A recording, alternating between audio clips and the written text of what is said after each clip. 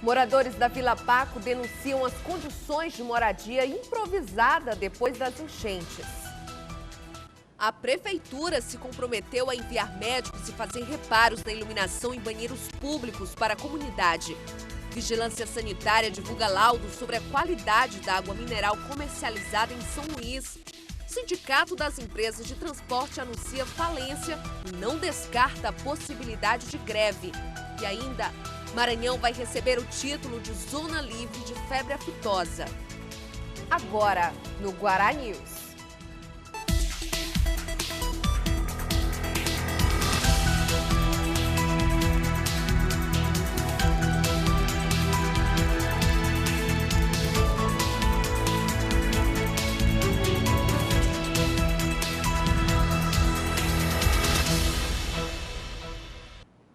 Olá, boa tarde. Moradores da Vila Paco continuam em tendas improvisadas. A comunidade perdeu as casas e os móveis durante as chuvas de fevereiro. Eles reclamam que as péssimas condições estão levando ao aparecimento de doenças. Ontem, representantes dos moradores e a prefeitura estiveram reunidos. Há mais de 2 meses que os moradores da Vila Paco vivem neste acampamento improvisado. Perder tudo em casas destruídas pela enxurrada numa madrugada chuvosa de fevereiro foi o início do infortúnio. As condições do acampamento não oferecem o mínimo conforto. Os moradores vivem de doações. Reclamam dos poucos banheiros químicos para atender 379 pessoas. Dizem que é muito quente no interior das barracas. Com tanto calor, fica difícil dormir pela madrugada. Quando chove, as goteiras pioram a situação. Dona Josiane, de 43 anos, é mãe solteira de uma menina de 4 anos. Ela acredita que a micose que contraiu é resultado das condições precárias do local. Como todos os moradores, ela tem muito do que se queixar. Eu de água já agora, a gente molhou o colchão, não tem nem onde ele dormir, nem minha filha dormir. Ontem só ela que dormiu, eu fiquei a noite todinha acordada, porque não tinha onde eu dormir. 2 crianças, 2 irmãos. Eles conseguem colecionar decepções e sonhos. Com um abraço no cachorro, o menino de 7 anos parece se agarrar a poucos vestígios de esperança. É ruim, porque a gente se fica sem água, comida pra gente. Hoje a gente não tomamos café. O presidente da Associação dos Moradores da APACO fala da reunião que uma comissão de moradores do acampamento teve com representantes da prefeitura. Diz que o prefeito Edivaldo Holanda Júnior se comprometeu a realizar ações de curto, médio e longo prazo. De imediato, a questão da saúde, né? A questão da saúde, que será resolvida como emergencial, e a questão também da melhoria de acesso à comunidade, que está intrafegável, e o legislativo municipal, o poder municipal conhece. E também a questão de abastecimento de água potável, que fica por encargo da CAEMA, né? Que a comissão de vereadores se encarregou de resolver esse problema, procurar a CAEMA. A Prefeitura de São Luís se comprometeu em enviar uma equipe de médicos aos desabrigados a cada 15 dias, até que sejam restabelecidas as condições de acesso ao local.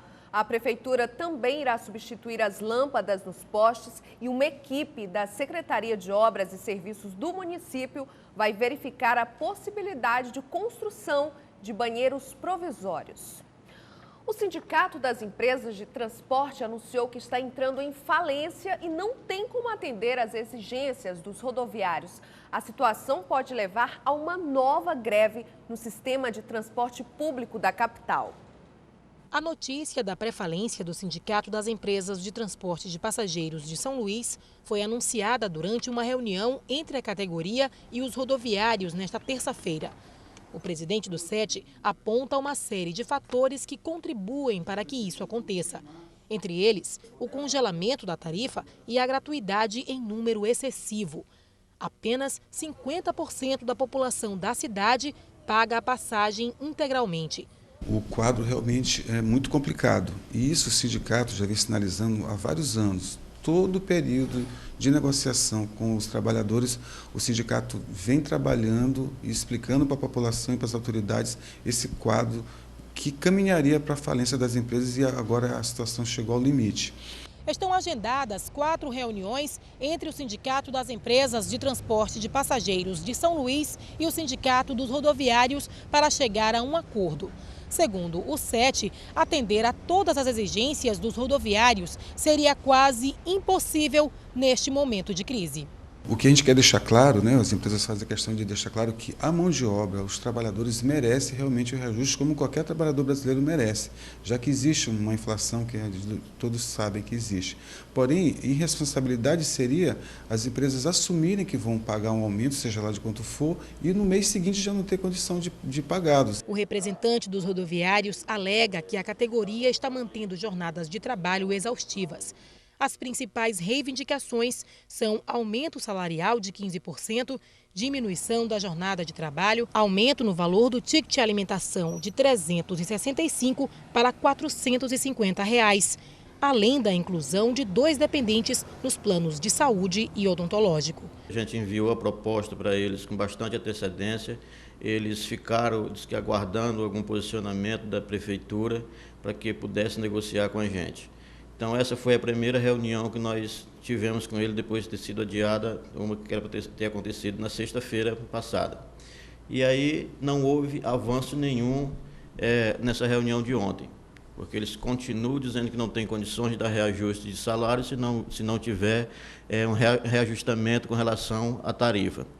Mas a gente, do outro lado, a gente está confiante que a gente vai conseguir realizar uma negociação sem grandes tumultos, até porque a gente já sente por parte do poder público o interesse de estar mediando esta negociação.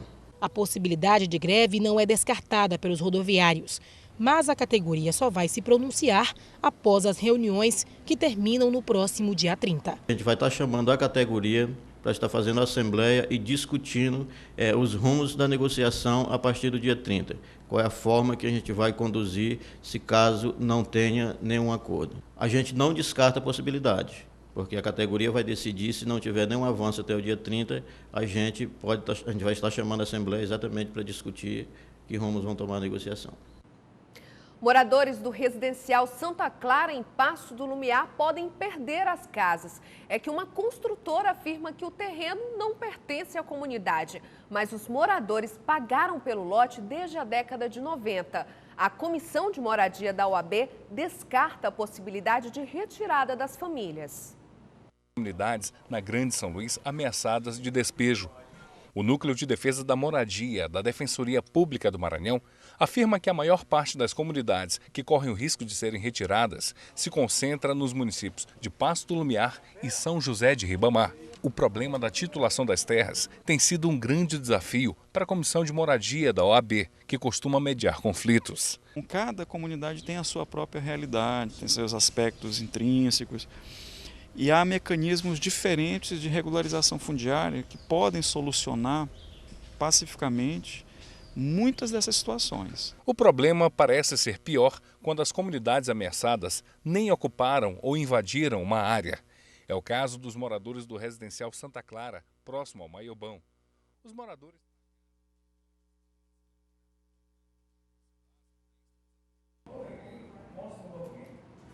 A seguir, Comissão de Direitos Humanos avalia a atuação de facções criminosas que agem dentro e fora dos presídios de São Luís.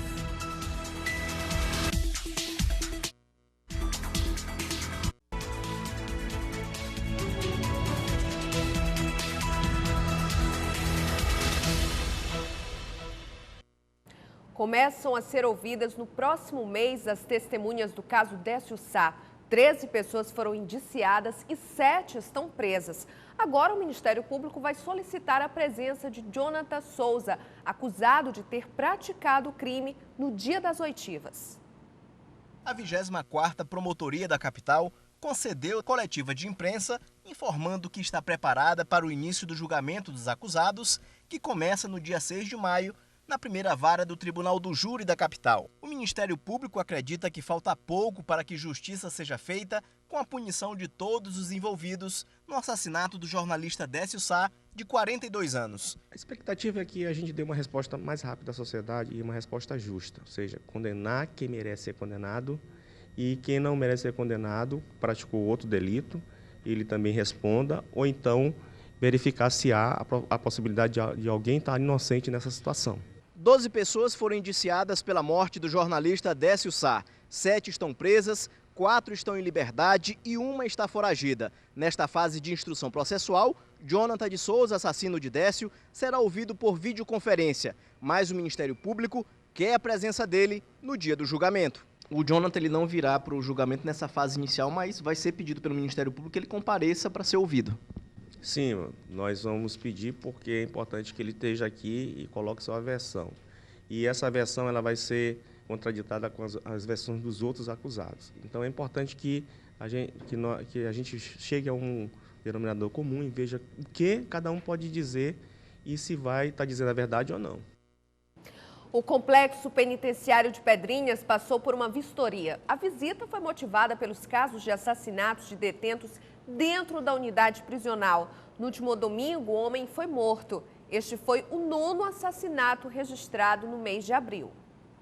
Deputados estaduais que fazem parte da Comissão de Direitos Humanos e Minorias, acompanhados de gestores da Secretaria de Segurança Pública e o presidente da Comissão de Direitos Humanos da OAB, foram em comitiva avaliar a situação do Complexo Penitenciário de Pedrinhas, que além da estrutura que foi analisada, os questionamentos foram sobre as recentes mortes no sistema carcerário. A gente vai preparar um relatório para pedir providências por parte do governo do estado na tentativa de reduzir, esses casos de mortes que têm acontecido com muita frequência aqui dentro do sistema.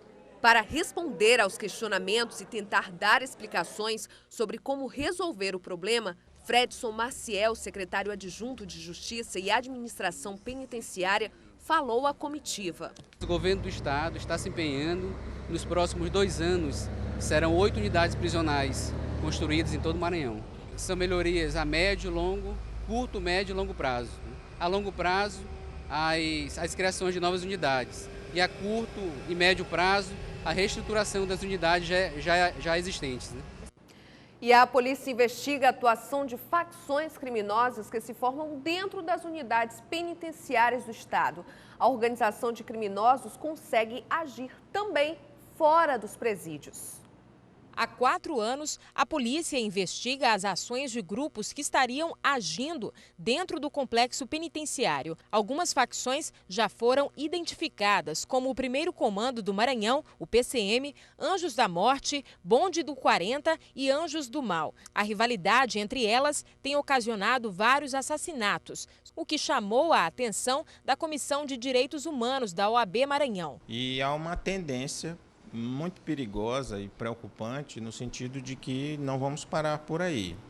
Até que a situação se estabilize, muitas questões ainda vão ser colocadas a nível da gestão do sistema prisional. Algumas dessas facções possuem até mesmo estatuto. Este foi encontrado no Centro de Detenção Provisória e pertence ao PCM, com todo o regimento de conduta dos participantes, em 6 parágrafos. O PCC, por exemplo, pelo que nós lemos, tem uma identidade muito forte no sentido de oferecer assistência social aos seus associados. Mas também é um grupo que atua muito fortemente no sentido de disciplinar os presos, de organizar os pavilhões, no sentido de conter as rivalidades, mas também é um grupo que consegue fazer grandes mobilizações no sentido de desestabilizar o sistema. Esses grupos travam verdadeiras guerras pelo controle do tráfico de drogas dentro do complexo penitenciário. E essas ações se estendem para o lado de fora dos muros dos presídios. Segundo o secretário de Justiça e Administração Penitenciária, as facções se sustentam dentro dos presídios por meio dos aliados, fora dos cárceres. A investigação corre em sigilo. Então, esses são trabalhos sigilosos por parte da Polícia Judiciária juntamente com a SSP e que vem assim, fazendo não só o monitoramento e investigações, dando suporte à CEJAP naquilo que diz respeito à questão da prevenção e, ao mesmo tempo, a possível, no futuro próximo, a erradicação dessas facções que, infelizmente, elas nascem extramuro penitenciário e se encontram no intramuro penitenciário, porque o fim do crime são dois, é a cadeia ou o cemitério. De acordo com o secretário, para diminuir o número de mortes e enfraquecer as facções criminosas, algumas medidas serão tomadas, como a construção de um presídio de segurança máxima para abrigar somente presos periculosos. Temos ações no sentido de hoje de, acima de tudo, humanizar os presídios. O presídio hoje está um barril de embrutecimento dos nossos presos, dos nossos apenados. Por exemplo, o presídio São Luís 1 e 2, ali nunca teve visita de familiares dentro dos blocos. Poxa, então isso é péssimo, porque embrutece um homem, o embrutecimento não ajuda na ressocialização, não ajuda na reintegração, e nós abrimos pela primeira vez na história do presídio São Luís 1 e 2 os blocos para que as famílias tivessem acesso.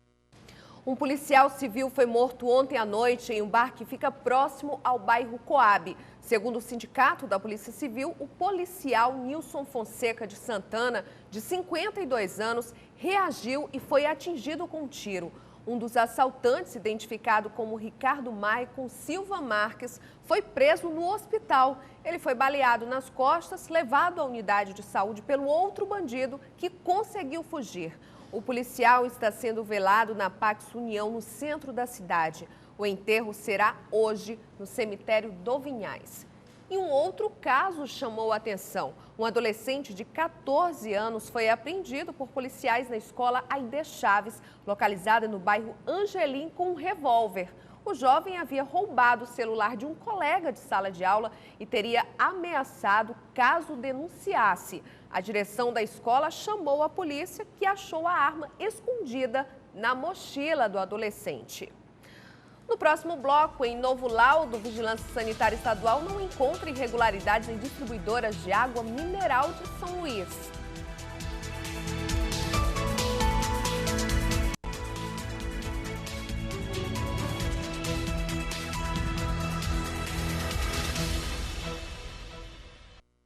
O Maranhão vai receber no próximo mês o título de reconhecimento nacional como Zona Livre de Febre Aftosa com vacinação. A portaria que classifica o estado vai ser assinada no próximo dia 20 pelo ministro da Agricultura, Pecuária e Abastecimento, Antônio Andrade.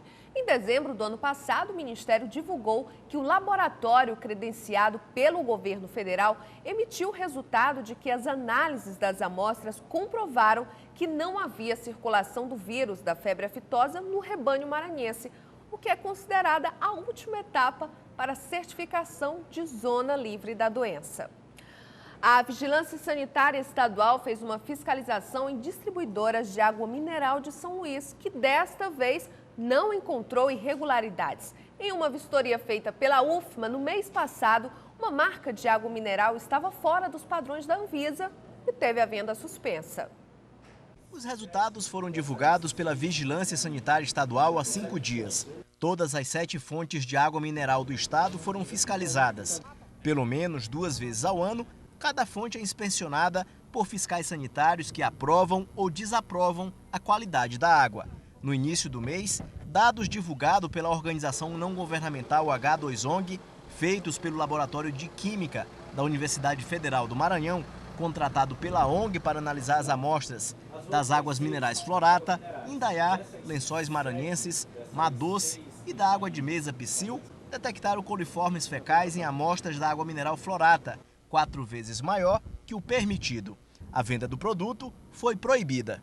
A H2ONG divulgou nota informando que os critérios utilizados para análise da água mineral comercializada no Maranhão estão sendo ignorados. A Vigilância Sanitária informou que os critérios adotados são os mesmos que são adotados em outros estados do país e que segue uma legislação específica definida pela Agência Nacional de Vigilância Sanitária. Existem legislações para todo e qualquer tipo de empresa, como também para qualquer tipo de produto hoje no mercado. A Anvisa, que é a Agência Nacional de Vigilância Sanitária, já determinou normas e padrões e ela vem constantemente reavaliando as normas existentes no mercado. Então, são em cima dessas normas que a Vigilância Sanitária realiza as inspeções nas empresas. O chefe da Vigilância Sanitária Estadual diz também que o consumidor pode se tranquilizar, porque nenhuma água comercializada no Maranhão representa risco. O consumidor hoje pode ficar tranquilo, a água que está sendo comercializada, segundo os laudos que foi emitido pelo Laboratório Central de Saúde Pública do Estado do Maranhão, ao qual é o órgão que dá apoio aos trabalhos da vigilância sanitária, todas as análises de água realizadas deram satisfatório. Nenhuma água que foi analisada deu insatisfatório. A Semana Nacional de Ciência e Tecnologia vai ser realizada em outubro, mas o lançamento acontece hoje. A semana é um dos maiores eventos científicos do país, com a divulgação de temas e debates em escolas e universidades. Neste ano, a meta é mostrar a influência da saúde e do esporte. O repórter Joelson Braga tem outras informações. Eu estou aqui no Palácio Henrique de La Roque, onde foi lançada a Semana Nacional de Ciência e Tecnologia. O evento de hoje serviu para divulgar o projeto no estado e convidar parceiros a contribuir com a ciência no Maranhão. Ao meu lado, a presidente da FAPEMA, Rosane Guerra. Rosane, como é que tem sido a participação dos maranhenses nesse evento organizado por vocês? Como foi mostrado, o Maranhão vem evoluindo desde 2008, até que conseguimos no último ano, em 2012, atingir a primeira colocação em atividades, considerando os estados da região Nordeste, e também subimos de posição no ranking nacional, ficando em 5º lugar no ranking nacional. Saímos de 8º lugar para o 5º lugar, o que é bastante significativo. E esse ano nós estamos lançando a campanha da Semana Nacional de Ciência e Tecnologia mais cedo, na perspectiva de atingir o maior número de municípios, porque é importante frisar que, embora haja em São Luís um lugar central onde as atividades estão concentradas, a ideia é que em outros bairros também ocorram atividades de ciência e tecnologia e, sobretudo e principalmente, em outros municípios. A nossa expectativa é que nós consigamos atingir os 217 municípios e, para isso, a Fundação tem um edital de apoio às atividades da Semana Nacional de Ciência e Tecnologia, que vai chegar à página agora, a partir de amanhã já vai estar disponível, para que as pessoas possam concorrer e propor atividades para esse período, que é de 22 a 27 de outubro. Ok, obrigado. O tema deste ano é Ciência, Saúde e Esporte. Joelson Braga para o Guarar News. E a gente termina aqui. Confira as reportagens de hoje na tvguará.com. Outras notícias do Maranhão acontecem às 15 para as 7 da noite. Uma ótima tarde para você e até amanhã.